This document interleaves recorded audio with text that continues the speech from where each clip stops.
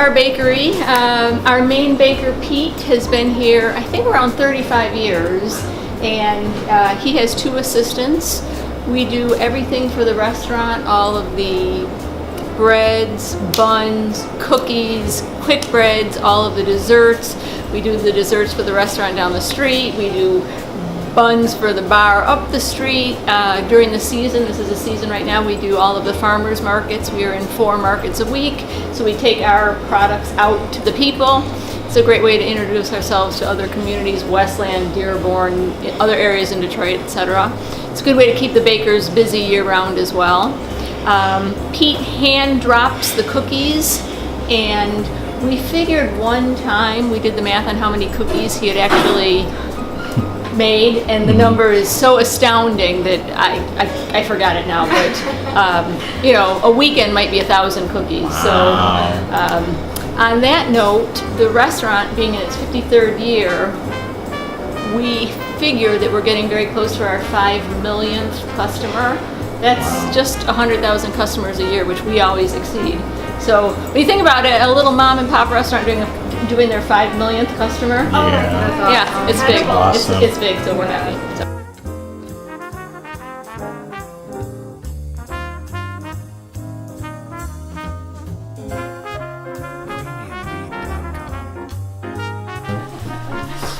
So this is our ice cream room. We make all of the ice cream that are served on the desserts or in cones or in cups or to go. We make it in this room. We start with a full fat, highest possible fat cream content mix that we can buy. It's, I think, above 15%. It's higher than Haagen-Dazs. It's higher than everybody. It's the highest we can buy. So it's absolutely delicious.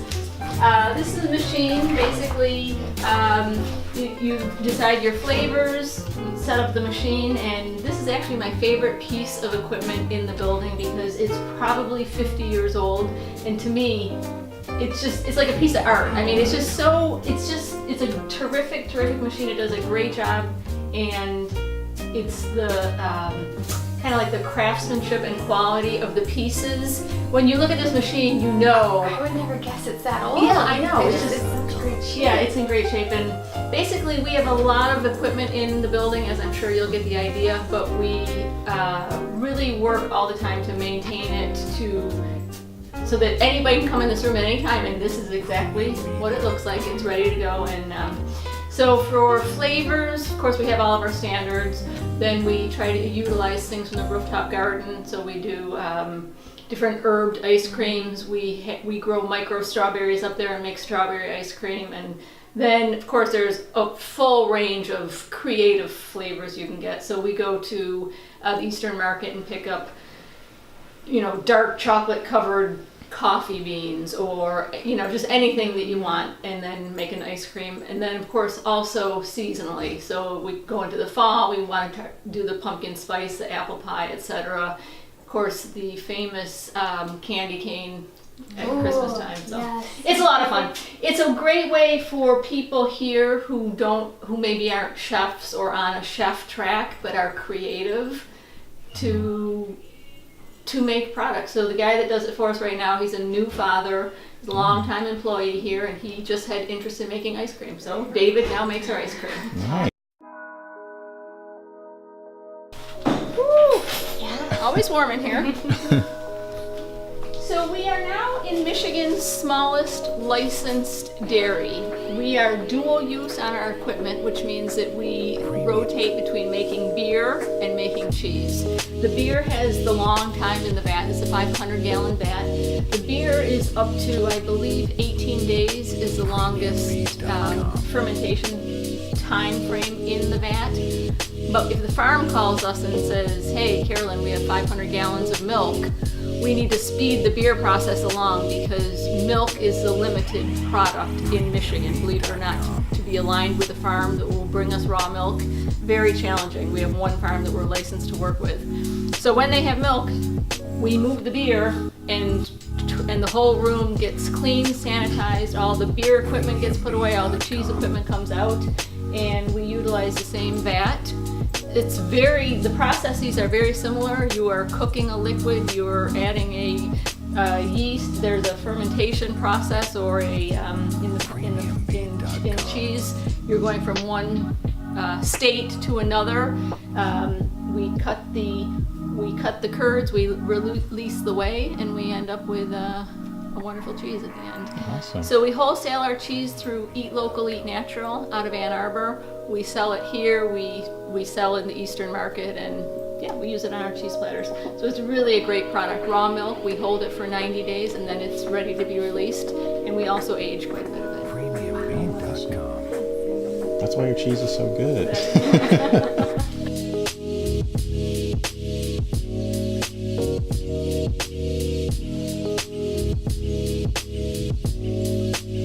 Premiumbean.com.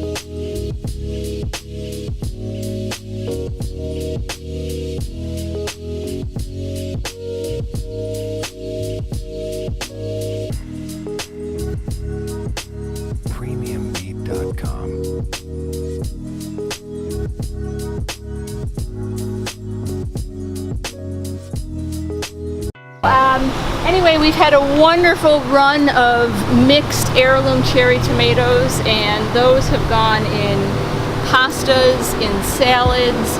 I slow cooked some down with organic garlic and made a salad dressing out of the tomatoes, a heirloom cherry tomato salad dressing on a spinach salad. Just wonderful. So we always have lots of herbs. If you look, you see a lot of herbs. You should see garnish flowers, things that we can use quickly in the restaurant, like chives, kales, collards. A lot of the cherry tomatoes are coming in again over there. Certain needs for their roots. They like to be just at the right temperature, not too hot, not too cold. So we've moved them all around the roof, but this is probably our best year for cherry tomatoes. And then of course the basil, we're running summer high pesto season, so we make all kinds of different herb pestos with things that we grow up here. And it's just nice to say, what are we going to do as a special today? Well, let's see what the gardeners brought down, or what we come up and just take a look at. And you never know where you're going to get inspiration from. Right. But it could just be something as simple as, okay, I want to do a new fish special today. So, okay, what's going to go well with salmon? Come up here, do a little tasting, and that's how we end up with food that is very local and yet different from what everybody else on the block or in the city is doing. So it's great for our business. Our customers are aware of this and they love it. I told you last time about those peppers. Yes. Those Thai peppers, they are hot as hell there. But we've been on a big Asian and Indian kick recently on the menu, and isn't it wonderful? Yeah. So having a super hot pepper right up here, you can do all kinds of things. We even did it this past weekend. We did a Norwegian special that had a Thai pepper in it. So a little bit of cross-cultural sharing there. And again, the goal is to have fresh products, make interesting food with them, reduce our carbon footprint somewhat, because when you grow something right here, it's 10 times more flavorful than if you're buying basil that is from Central America. That's where if you go to the grocery store, all the basil there comes from, if you're lucky, it's Guatemala. Most likely it's further south. So it's traveled 4,000 miles to come to Detroit. When we need basil, we travel 2 staircases, and it's much more flavorful. And so anyway, that's what we try and do up here. We have a big, super big building. We're 20,000 square feet. Big building, big roof. Not such a big garden, but a start. So when your gardener's away, who Yeah. takes care of everything pretty much? We have a host of employees who are interested in this kind of thing. Okay. A lot of our employees live within 2 blocks of here, a lot of apartment dwellers. Right. So to have a chance to get out into your hands dirty, growing, cutting, whatever. It's this is their opportunity. Yeah, it's their opportunity, and it's, they say the zen of gardening or whatever, but it is relaxing. It really is. As a matter of fact, sometimes it's too relaxing, and I have to come up here and find them. Here are the hops. We planted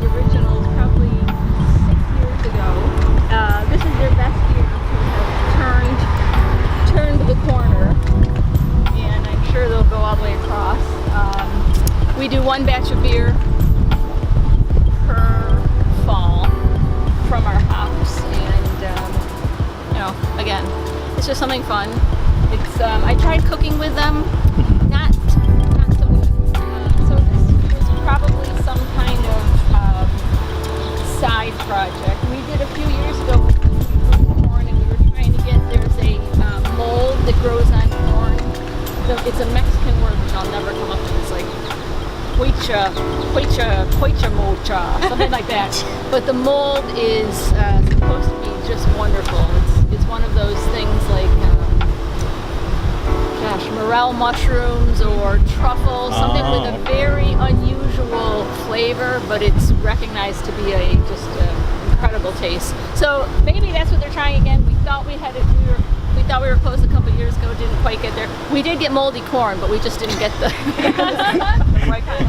We didn't get the right kind of mold, but. The temperature, the sunscreen we put up, I think 2 years ago, because even though we're only 2 floors up, the temperature, I know they've clocked it at over 115 up here. Wow. I know, amazing. Just because there's no trees, no shade, 2 floors up. I know, amazing difference. But so we put the sunshade up and it seems to be working just fine. And then you see a lot of things out here and you say, gosh, what do you do with them during the winter? We put them in the greenhouse.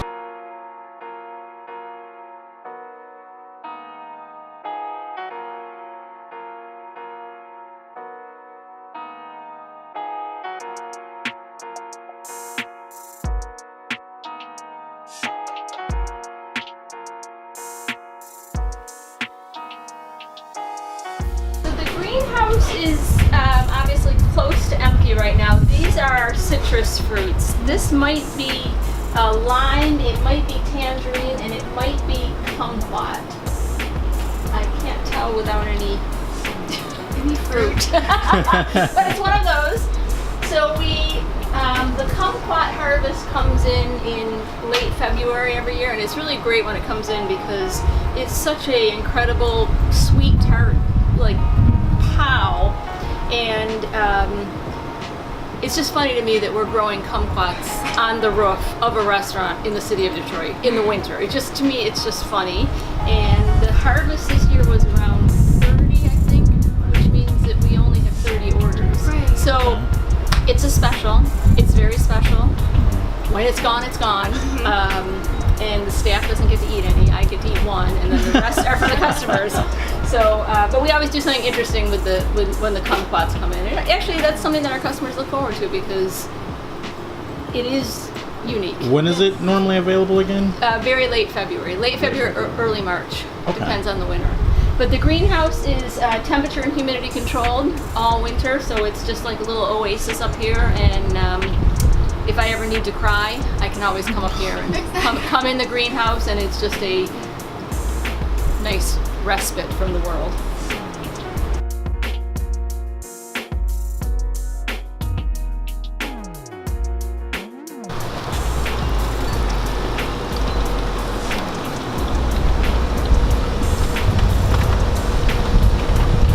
Any other questions on the room? I can show you the cheese room. Did I show you the tea room last time? Yeah, it was awesome. Okay, let's go in the tea room.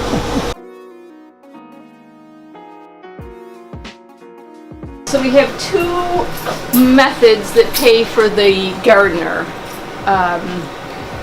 The first is the hot teas, and the second is the menu items. So the hot teas will go in the tea room next, but all summer they are harvesting and drying. We either hang dry or we dehydrate in the food dehydrator.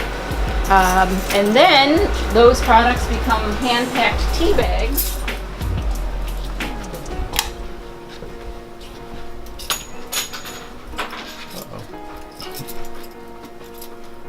I don't know why. I just absolutely love this room. Isn't it wonderful? It reminds me, like, if you've ever been in a room or something, like a place you know you've never been, but it just feels familiar. I don't know. It's just me. It does have a very comfortable comfortable, like home.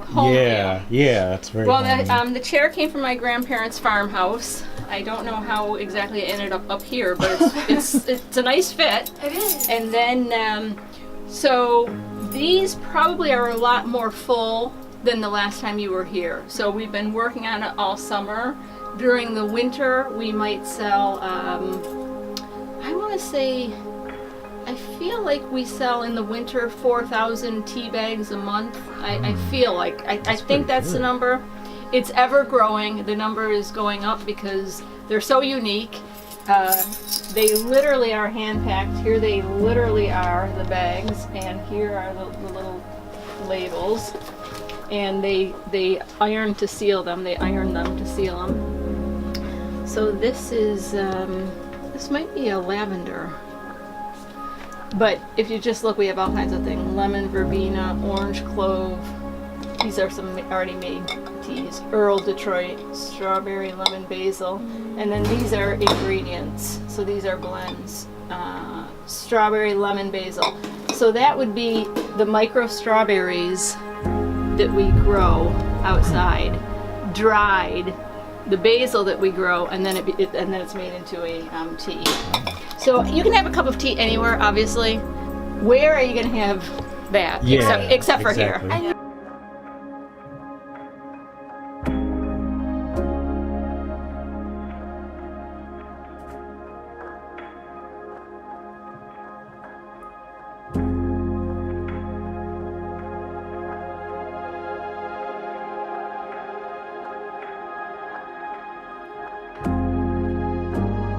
So the cookbook library is a great place to go to say, okay, if I'm getting eggplant in tomorrow, which I am getting eggplant in tomorrow, but what am I going to do with it? I know what I'm going to do with it, and it involves lemon rinds that we peeled and dried last week already, so they're going to be ready to go.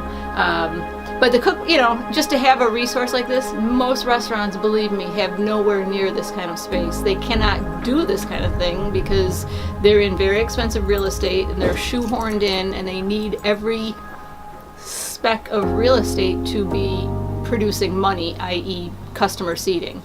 Whereas we are 20,000 square feet. We could not, we can't have 1,000 seats. We can't do it. So we are blessed with all this space where we can do all these other things that make our restaurant who we are. And that's a large part, I'm sure, of why we've been in business for 53 years. In Detroit, there are maybe 5 restaurants. I mean, I don't want to leave anybody out. It's an amazing achievement to anybody, but the number's surely fewer than 10 that have been in business, restaurants and bars that have been in business 53 years. And of this scope, the number is probably fewer than 2.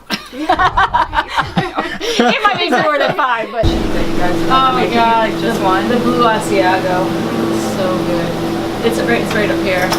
So those are beautiful. We inoculate the cheese with a standard Roquefort mold. It literally is a mold. It literally is dark blue. And you do that when you're heating the milk. Basically at the beginning of the cheese making process. Very small. I would say that the dose is no more than 1.5 ounces to inoculate 500 gallons of milk. To give you an idea of the strength of it, and then you just let it do its thing. And so these cheeses came about back in the day because that mold existed naturally in the cheese cobs in Europe. It just occurred naturally, and then they made this discovery that if they pierced the cheese, they could get that mold to go all the way through, and it was delicious. So we hand skewer. But we have to inoculate because we are not blessed with that little mold here. So we wholesale. Our main customer is Eat Local, Eat Natural. They're out of Ann Arbor. They pick up usually about every other week, and we have no idea where the cheese goes from there. We've been surprised in grocery stores. We've been surprised in restaurants to have it show up on a cheese plate, and it's just funny to go to a restaurant. You could actually I could order a cheese that I made. That's so funny. It's so surreal. It is. It's really surreal. Yeah, it goes all over, and we wholesale that for the same reason we do the farmers markets, because it takes our name far and wide. Yes. And when you have this kind of overhead and this many employees, you need to draw customers from all over to keep everything going. And so that's why we do it. And it's been great. It's been really wonderful. See the chocolate chip. That was a fail. Oh no, that was a fail. Yes, yes, that was a fail. We do have fails,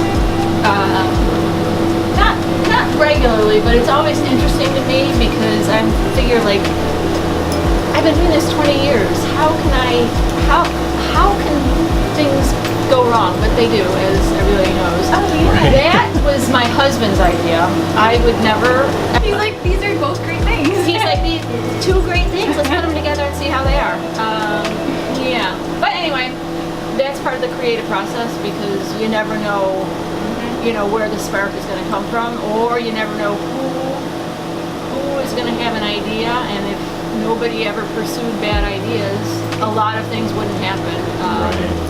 So we really don't mind that, and I don't mind. I try to do what I can to teach my employees everything I know about cooking. I went to culinary school. Most of our employees here, almost, as a matter of fact, I'm going to say none of them have. And so I really do try to teach them the tricks that make everything go faster or smoother, or, I'm not saying they have to do it my way, but I'm saying they have to do it my way, because I've already learned the best way to do most of those things. And then that's also how we can turn out an extremely consistent product. For 20 years that we've owned the place, and for 50 years that the place has been in existence. And when you go to a restaurant, you, generally speaking, if you've been there before, you know why you choose that restaurant on that night. You know that you are going to that restaurant to have that dish. I don't go to any restaurant for a second time without knowing what I'm going to have. I know why I choose those restaurants. And so, when we're talking about the volume of customers that we've had over all those years, that's the number one mantra in the kitchen, or mantra on the floor I'm constantly preaching, is it has to be consistent. People come here for a reason, and it has to be, we have to provide them consistent product why they are coming here. And, most of the time, we achieve that goal. Yes.